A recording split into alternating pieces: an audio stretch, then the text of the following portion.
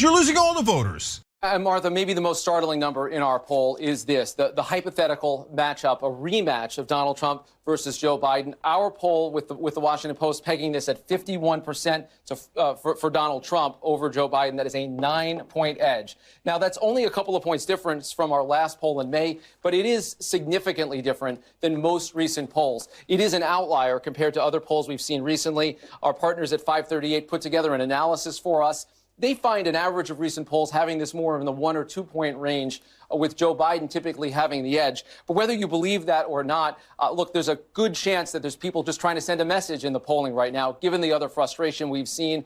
We know in this poll there's some quirks, some oddities around the number of black voters and Hispanic voters, the younger voters who seem to be supporting Donald Trump. And get this, because it's pretty hard to believe, but we asked people whether Donald Trump should be constitutionally disqualified for running for office. And among people who said yes, 1 in 5, about 18%, say they'd vote for Trump anyway. So that might just be sending a message that's more anti-Biden than it is pro-Trump. But regardless, the weaknesses that we are seeing for Joe Biden and his approval rating across the board are very real. They are alarming to Democrats, even if no one thinks this is ultimately going to be a 9-point race. When Biden barely beat Trump in the Electoral College by 44,000 votes in 2020, on that day, he had not just in polling, but in the actual results, he had a 4.5-point lead in the popular vote, 4.5 points.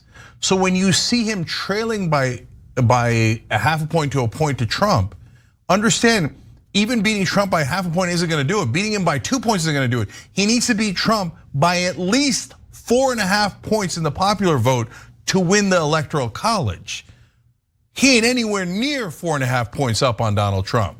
So we are headed for an iceberg, and I cannot get anyone to change the direction of the ship, tyt.com/dropout, to do that. Let's go back to that poll.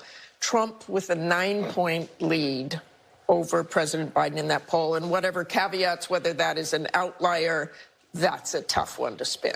Despite all of the negative coverage in regard to Donald Trump's rhetoric and in some cases policies toward Black and Latino voters, fact of the matter is he has been just increasing his support more and more.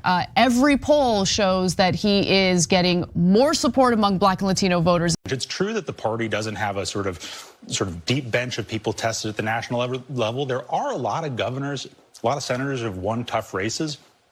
And if the value proposition is an incumbent president with the numbers in that poll, with the American people saying so consistently they don't want him to run for re-election, versus a promising but relatively untested character like a Gretchen Whitmer or a Raphael Warnock, I don't think it's so obvious that the safe bet is to stick with the guy you've got.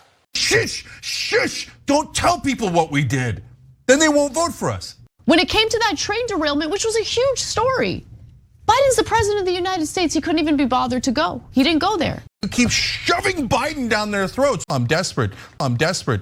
I'm desperate.